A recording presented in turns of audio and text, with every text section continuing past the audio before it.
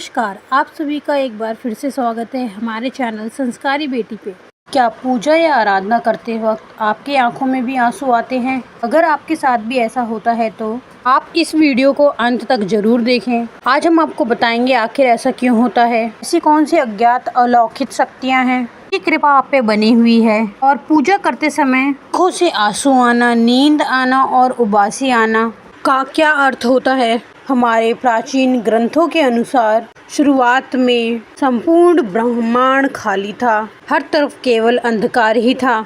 तभी अचानक इस ब्रह्मांड में एक शिवलिंग प्रकट हुआ जिसने इस पूर्ण ब्रह्मांड को ऊर्जा से भर दिया। इसी कारण ऐसा माना जाता है कि निराकार भगवान शिव का इस समस्त ब्रह्मांड में कण कण में वास है। वह सृष्टि के संतुलन को बनाए हुए हैं। शिव ही आदि हैं और शिव ही अनंत हैं। इसी कारण इस ब्रह्मांड में जो कुछ भी होता है वह केवल ईश्वर की मर्जी से होता है।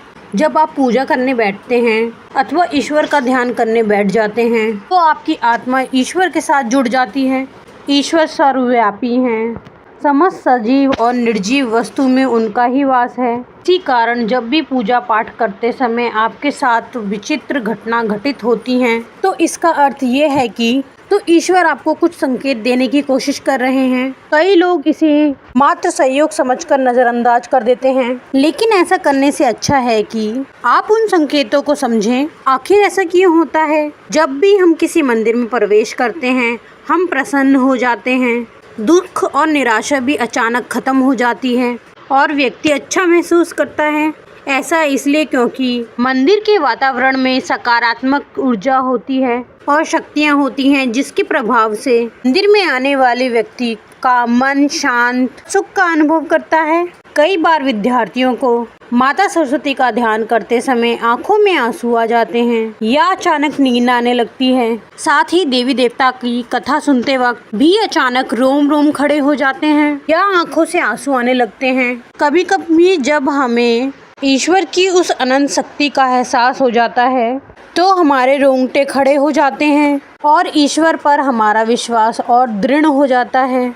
क्या आपको भी पूजा करते हुए ऐसे संकेत मिलते हैं? चलिए तो आपको बताते हैं ऐसे संकेतों का अर्थ क्या है। इससे पहले अगर आपने हमारे चैनल को सब्सक्राइब नहीं किया है तो सब्सक्राइब कर लीजिए ताकि आपको ऐसी ही जुड़ी जानकारी हम आपको दे सकें। चलिए जानते हैं। पहला संकेत, आँखों में आंसू आना। अगर पूजा या आराधना करते समय अचानक से आंखों में आंसू आ जाते हैं तो यह ईश्वर का संकेत है कि आपकी आत्मा और ईश्वरीय शक्ति का मिलन हो चुका है। ऐसे में आपको ईश्वर के सामने अपनी मन की इच्छा एवं मनोकामनाएं प्रकट करनी चाहिए। ऐसे समय पर प्रार्थना करने से उसका फल अवश्य मिलता है। कई लोग इसे संयोग समझकर ऐसे ही भूल जाते हैं और ध्यान मग्न रहते हैं, परंतु ये सर्वोत्तम समय होता है ईश्वर से कुछ मांगने का, क्योंकि इस समय आप उस अवस्था में पहुंच जाते हैं जब ईश्वर आपके मन की बात सुन रहे होते हैं। इसलिए जब भी पूजा करते समय आंखों से आंसू आएं तो ईश्वर से अपने कष्ट निवारण की प्रार्थना करें। आपकी मनोकामना अवश्य पूर्ण होगी। साथ ही इसका एक यह भी कारण माना जाता है कि आपके अंतर्मन की सफाई हो रही है और आपका मन अत्यंत शुद्ध हो रहा है। दूसरा संकेत, धूप बत्ती धुआं। यदि आप पूजा करते हुए देखते हैं कि आपके द्वारा लगाई गई धूप बत्ती एवं धूप बत्ती का धुआं आपके इष्ट देव की प्रतिमा की ओर जा रहा है तो इसका अर्थ ये है कि आपकी पूजा ईश्वर ने स्वीकार कर ली है और आपके इष्ट देव आपकी भक्ति से प्रसन्न हैं। तीसरा संकेत, जलाई हुई ज्योत बढ़ जाए। अग्नि 5 तत्वों में से एक है, इसमें भोलेनाथ का वास है। अगर आप पूजा कर रहे हैं और आपके सामने रखे दीपक या आरती की ज्योत बढ़ जाए तो यह एक ईश्वर का संकेत है, तो वह आपकी पूजा और सच्ची भक्ति से प्रसन्न है। ऐसे समय पर हमें ईश्वर से प्रार्थना करनी चाहिए और आपको अपनी मनोकामना बतानी चाहिए। चौथा संकेत, गाय का द्वार पर आना। भगवान शिव जी की आरती एवं पूजा के समय अगर द्वार पर गाय आती हो, यह बड़ा ही शुभ संकेत है। द्वार पर आई गाय की पूजा करें, उसे रोटी खिलाएं और नमस्कार करें। अपनी मनोकामना गौ माता के सामने रखें, आपकी इच्छा अवश्य पूरी होगी।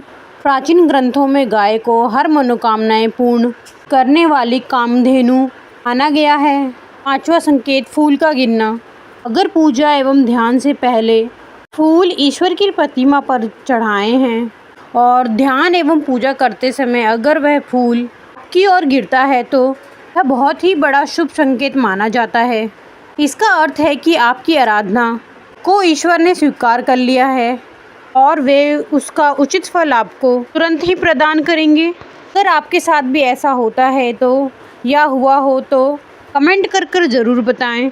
और अगर आपको हमारी जानकारी अच्छी लगी हो तो हमारे चैनल संस्कारी बेटी को लाइक करें, सब्सक्राइब करें और अपने दोस्तों के साथ शेयर करें। धन्यवाद। ओम नमः शिवाय।